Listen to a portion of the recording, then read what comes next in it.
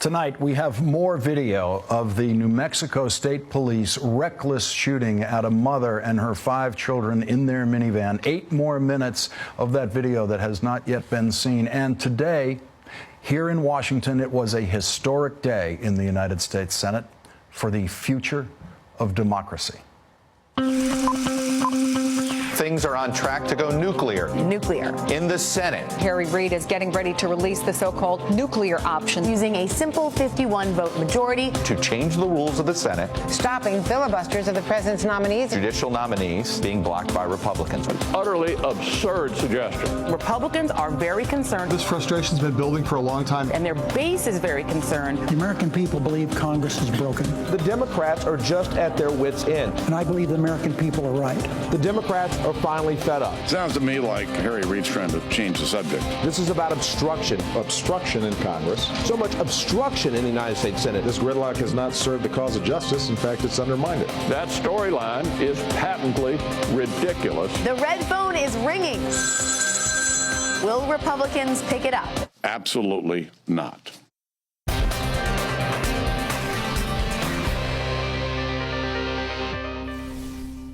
The camel's back was broken in the United States Senate today by this straw. Patricia Millett, who was nominated by President Obama to be one of 11 judges on the Washington, D.C. Circuit Court of Appeals, the second most important court in the country. That court has jurisdiction over some of the most important appeals that eventually find their way down the street to the United States Supreme Court. It is the place where presidents most often look for their next Supreme Court nominee. When Patricia Millett's nomination was considered by the Senate 3 weeks ago, no one argued that she is not qualified. She has argued 32 cases before the United States Supreme Court. Most lawyers, including most of our highly accomplished lawyers, never have the honor of arguing even a single case before the United States Supreme Court. The Republican case against confirming Patricia Millett was simply that they didn't feel like it. When the votes were counted, Patricia Millett got 55 votes, with 38 votes against her. 55, which should have been enough to confirm her, but wasn't, because the senators were actually voting then on breaking a Republican filibuster against her nomination, so a simple majority vote was not enough. Her nomination would have needed 60 votes to prevail at that point. Today, the Senate broke that filibuster with 52 votes after the Democrats decided to change the rules of the Senate through a method that has been referred to as the nuclear option in the last few years, and it has been contemplated but not used. Normally, it takes a 2/3 vote of the Senate to change a Senate rule, but it takes only a majority vote to overrule a ruling of the Senate's presiding officer, which is what they did today. That's the senator, their presiding officer. That's the one sitting up there in the big chair overlooking the body and ruling with the advice of a professional parliamentarian on a variety of parliamentary issues that come before the Senate. Those things happen constantly in debates. It is usually the most boring seat in the chamber, and that's why it is reserved normally for junior senators who are forced to sit there and follow the word-for-word whispered instructions of the parliamentarian. Today, it was the most important seat in the chamber, occupied by one of the Senate's elder statesmen, Patrick Leahy, who watched from that chair as history was made on the Senate floor. First, Harry Reid brought Patricia Millett's nomination up for reconsideration. Again, a large majority voted for Patricia Millett, 57 votes in favor of reconsidering her nomination. But according to the rules of the Senate, Senator Leahy had to rule that that was not enough, that 60 votes would be required to cut off the filibuster to reconsider Patricia Millett's nomination. That was the moment when Harry Reid moved to the nuclear option. Mr. President. Majority Leader. I raise a point of order that the vote on cloture under Rule 22 for all nominations other than that for Supreme Court of the United States is by majority vote. Harry Reid asked for a vote of the Senate to overrule the presiding officer's ruling, something that senators could ask for at any time but almost never do. It takes only a simple majority to overrule that presiding officer. 52 senators voted to overrule the presiding officer. Harry Reid announced that it is his intention now to use today's vote as a precedent for all future votes on presidential nominations, except for nominations to the Supreme Court, which will still be subject to a 60-vote requirement to break a filibuster. The Democrats did not take this step lightly. They have been considering it for years after it was first threatened by Republicans when they were the Senate majority. Harry Reid blamed the unprecedented obstruction of Republicans. There's been unbelievable, unprecedented obstruction. For the first time in the history of our republic, Republicans have routinely used the filibuster to prevent President Obama from appointing an executive team or confirming judges. Harry Reid pointed out that of the 168 filibusters against presidential nominees in the history of the United States Senate, about half of them were against President Obama's nominees. President Obama welcomed the change. One of a president's constitutional responsibilities is to nominate Americans to positions within the executive and judicial branches.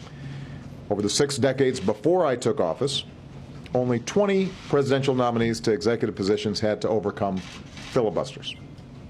In just under 5 years since I took office, nearly 30 nominees have been treated this way.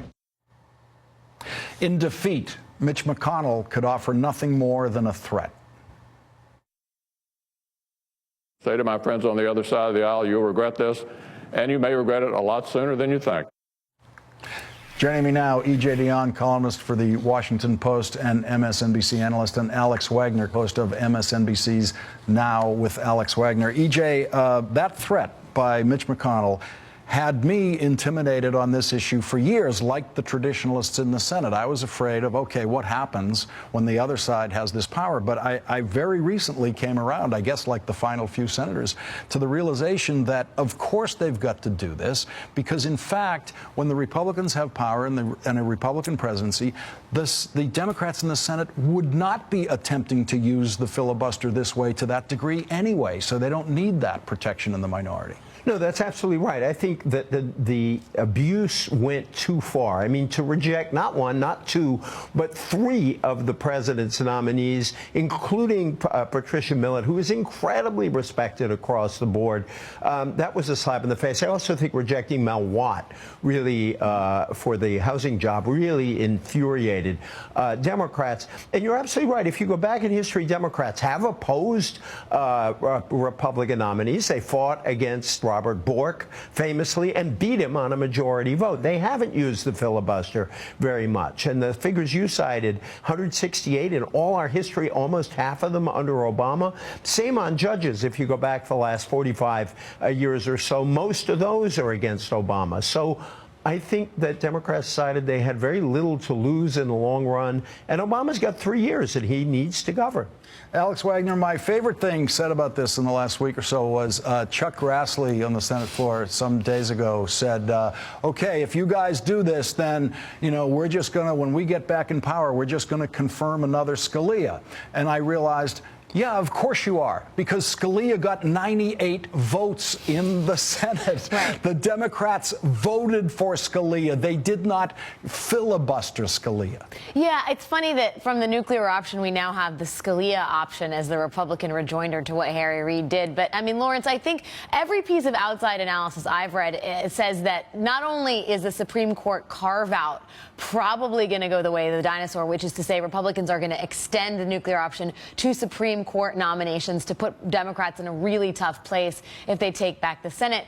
But some people are saying this could feasibly be the end of the legislative filibuster as well, just because the Pandora's box has been open. And now that there has been agreement that this sort of the filibuster on nominees was really creating havoc and dysfunction, what's not to say that they could go further the next time there is a huge piece of legislation that is held up because of filibustering. And that, as a Senate junkie, I wonder what your thoughts are about the prospect of losing the filibuster entirely. I mean, I think I'm in complete agreement with you that it is high time. It was the Democrats' sort of Albert Finney network moment. We're mad as hell and we're not going to take it anymore. And I think the country will applaud this decision. But what it portends for the future, I think, is very much anybody's guess.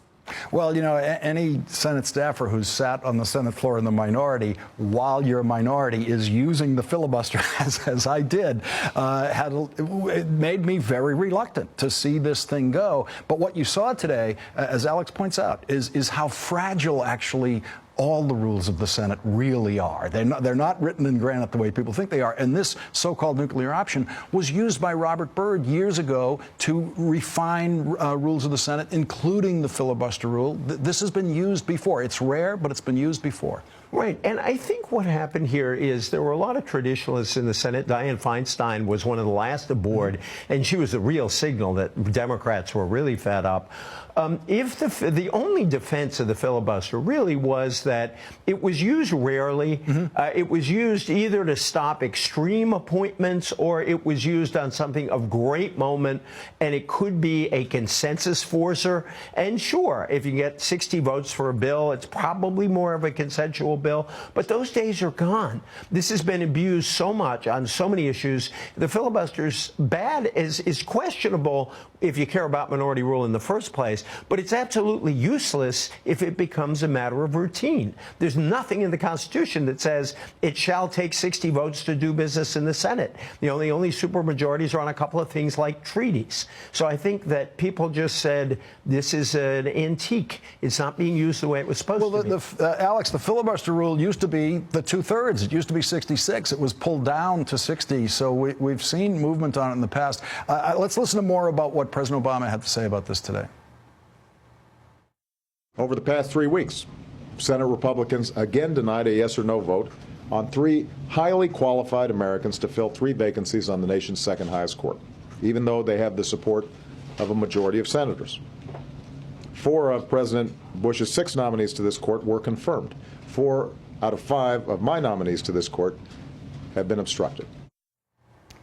Alex, there's just no way to look at this other than the Republicans were using just an extraordinary, and as Harry Reid said, incredibly unprecedented level of filibuster. Yeah, and I think really the core of the story is about the degradation of the Republican Party, and Chris Cillizza actually has great analysis on this. I mean, this is the filibuster and the sort of promiscuous use of it is very much an outgrowth of radicals like Ted Cruz getting into the upper chamber, which is supposed to be the more deliberative body. It is the rise of the Tea Party and outside conservative groups scoring votes and effectively holding bipartisan legislation hostage. And it is also a sort of referendum on Mitch McConnell and Harry Reid and their relationship. I mean, keep in mind the last time Harry Reid walked off the brink of the nuclear option is because John McCain came to the rescue. Mitch McConnell is so beholden to this sort of primary challenge and has been so radicalized by virtue of his reelection that bipartisan agreement and working together is basically gone. And that is really, I mean, the onus of that is on Republican shoulders. Well, I had a sad thought while Alex was making that good point, which is the word deliberative is now the very last word you associate with the United States Senate, and that's totally against the tradition of the Senate. Yeah, that used to be the aura of the place. E.J. Dionne and Alex Wagner, thank you very much for joining me tonight. Good to be with you. Coming up, the Republicans have a playbook, an actual playbook that they can carry around under their arms, telling them how to attack the Affordable Care Act. And we have more video from the police dash cam in New Mexico that captured that reckless police shooting. And we have an explanation from the mother of 5 driving that minivan in her own words. Joy Reid will join me to discuss all the new evidence.